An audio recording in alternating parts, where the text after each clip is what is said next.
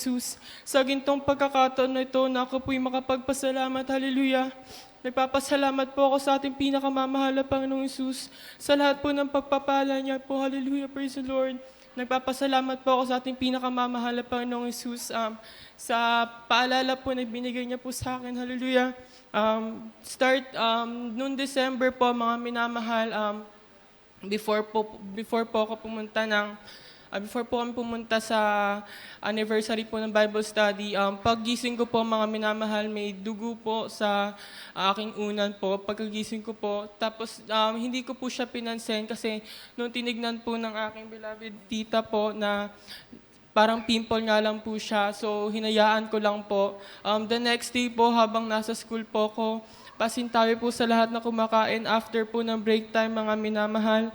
Andyan po mga minamahal, hindi ko po namalayan na dumudugo na po pala yung aking ulo. Hanggang nasa leeg ko na po yung dugo, mga minamahal. Pero andyan po, hinayaan ko lang po yan. Hanggang sa tumagal po siya mga minamahal ng 7 months. This July lang po mga minamahal. Matagal na pong plano mga minamahal na ipacheck po sa ospital pero ayoko po talaga. Dumating po sa point mga minamahal na kumakatas po siya mga minamahal. Nandyan po mga minamahal, Friday po dapat pupunta po ako sa ospital noon para ipacheck pero sabi ko hindi, dadalo muna ako. Andyan mga minamahal na dumalo po ako mga minamahal, parang wala po akong iniinda that time.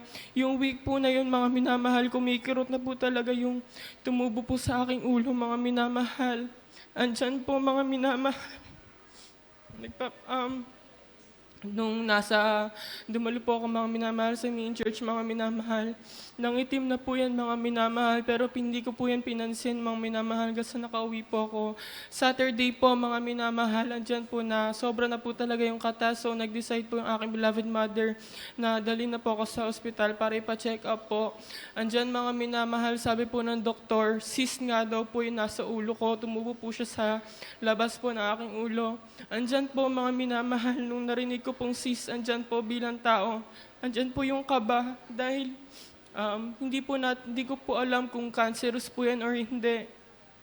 Andyan mga minamahal na sabi niya, ang unang himala po na ating pinakamamahal na Panginoong Hesus, dahil yung size lang po ng cyst ko mga minamahal is para lang po siyang beans, pero dun daw po dapat sa 7 months na yan mga minamahal, dapat daw po kasing laki na daw po ng siopaw. Andyan po, pinaliit po yun na ating pinakamamahal na Panginoong Hesus. Amen. Praise the Nagpapasalamat po Lord. ako sa ating pinakamamahal na Panginoong Hesus. Nung sabi niya po, urgent na nga daw po, kailangan na daw po for operation. Andyan mga minamahal, bago po ako mag-decide, andyan po nanalangin po ako sa ating pinakamamahal na Panginoong Hesus. Sabi ko, mahal na Panginoon, kung iyong kalooban na ipa-opera ito, gabihan niyo po ako, bigyan niyo po ako ng kalakasan.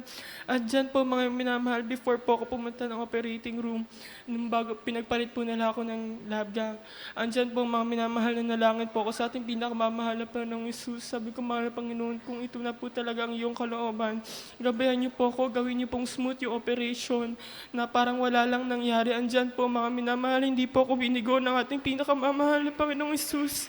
Parang wala lang po nangyari, natanggal na po pala yung cyst sa ulo ko. At in-schedule po yan for biopsy. So 1 week after pa po, andyan po mga minamahal. Ang panalangin ko sa ating pinakamamahal na Panginoong Hesus, sabi ko, mahal na Panginoon, kung cancerous man yan, ako po'y magpapatuloy sa paglilingkod. Kung hindi, maraming salamat, mahal na Panginoon.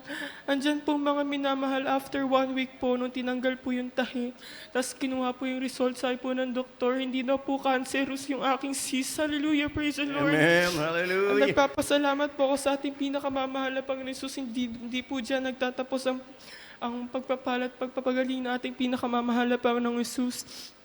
Last week lang po mga minamahal, Thursday, andyan po mga minamahal na yung ihi ko po mga minamahal ay naging dark brown na po mga minamahal. Hindi ko po sinabi sa mga kasama ko po sa bahay. Andyan po mga minamahal, Friday po, nag-decide po ako na mag-fasting po ako dito po sa dako ng Binangonan. Andyan po yung aking panalangin sa ating pinakamamahal na Panginoong Hesus. Dahil po minararamdaman na rin po akong sakit sa tiyan ko mga minamahal na kahit onting galaw lang po, masakit po talaga, hindi ko po siya iniinda. Andyan mga minamahal, nung sa 3 days fasting ko po na yan, Sunday ng gabi po, umihi po ako. Andyan po mga minamahal na-realize ko na lang po na wala na po yung masakit sa tiyan ko at binalik na po sa normal na ating pinakamamahal na Panginoon Jesus sa aking ihi. Hallelujah. Hallelujah, praise the Lord. At nagpapasalamat po ako sa ating pinakamamahal na Panginoong Jesus sa pagpapala niya po sa school.